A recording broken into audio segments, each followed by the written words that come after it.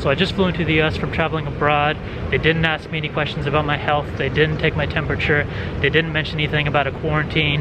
It just doesn't really seem like they're taking it seriously here in the US. So perfect time for me to come home. I just get back to the US and the US just takes the lead. Canceled, canceled, canceled, canceled, boarding, canceled, canceled. I guess the good thing is that if there's nobody in the airport, there's less chance of catching a virus. Hey everybody, welcome to another video and good morning from New York. I just arrived in JFK Airport from abroad, and if you've been following current events, you'll know that we're facing a global crisis at the moment.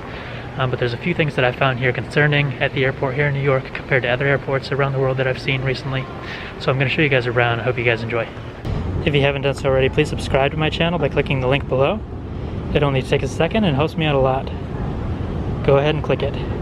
I'll wait for you. So I just arrived here in New York from Doha, the capital of Qatar, and before that Kuala Lumpur, the capital of Malaysia. And in both those airports, they take your temperature with thermal cameras. Malaysia, for instance, at the arrivals hall, you walk down a long corridor, and at the end of the corridor, there's a guy at a monitor with a large thermal camera, and as you walk past, it shows your temperature on a screen, and it lets them know if anybody is above temperature. New Delhi, for instance, 2 weeks ago when I was there, they take your temperature individually with little thermal guns. But all three of those airports, Doha, Kuala Lumpur, New Delhi, you can't even get into the airport unless they take your temperature first. So the most concerning thing that I encountered when I came here to New York was when I came through immigration, they didn't ask me anything about my health. They didn't ask if I was feeling ill, if I had a fever. They didn't take my temperature. They didn't mention anything about a quarantine. The only thing that they asked was where have I been in the last 2 weeks, and I said Malaysia and India, which are high-risk countries compared to the CDC right now. But she said, okay, and stamped my passport and let me through, and that was it. Coming from abroad, we had to pick up our bags to go through US Customs, but Customs was closed. We just walked through. Canceled, canceled, canceled, canceled, on time, boarding, canceled, canceled. I'm flying to Portland, Oregon. Mine's on time at least. So one of the main choke points at an airport where people are kind of forced into a narrow, small area is the security area. Everybody is grabbing their bags, putting them in boxes, taking them back out again. Most of the airports that I've been to have hand sanitizer stations, but I haven't seen any here. This dining area is very concerning for me. This thing was packed yesterday when I first got here. People just sitting really close proximity to each other. So I stopped off at a little cafe here and got eggplant panini for $13 US. I've been in Asia for 6 months and my hotel in Malaysia was less than $13 US a night. But I won't be eating here. So to compare that to other dining experiences I've had recently while abroad, in Malaysia for instance, if you go to McDonald's, you can't enter McDonald's without having your temperature checked. You have to use hand sanitizer, which they provide. You have to be wearing a mask. You have to keep your distance from people while inside. You step up to the counter, keeping your distance, and you set the money on a tray, and then they pull it toward them, and then they put the change and the food on the tray and send it back to you. Also, you're not allowed to dine in. The dining area is completely closed in McDonald's, all the restaurants, everything.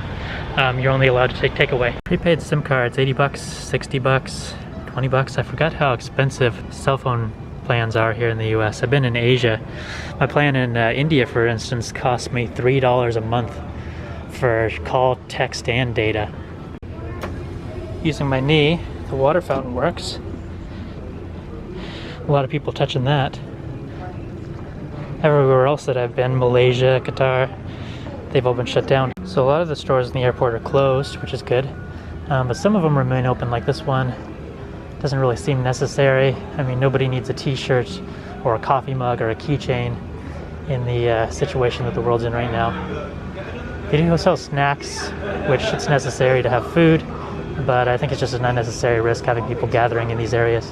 So it's pretty early in the morning, these shops are just opening up, but I mean, who needs a purse or a watch?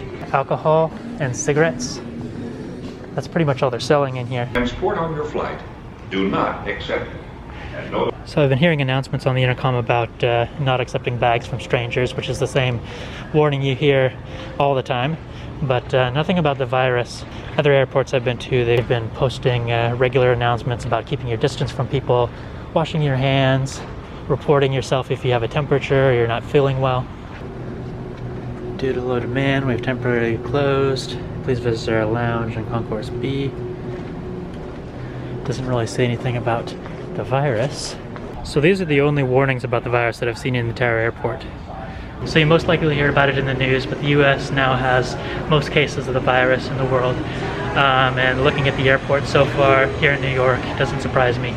It's a lot more relaxed than many of the airports that I've been to recently around the world. But that's it, guys. I hope you guys enjoyed my video, and I'll see you guys next time.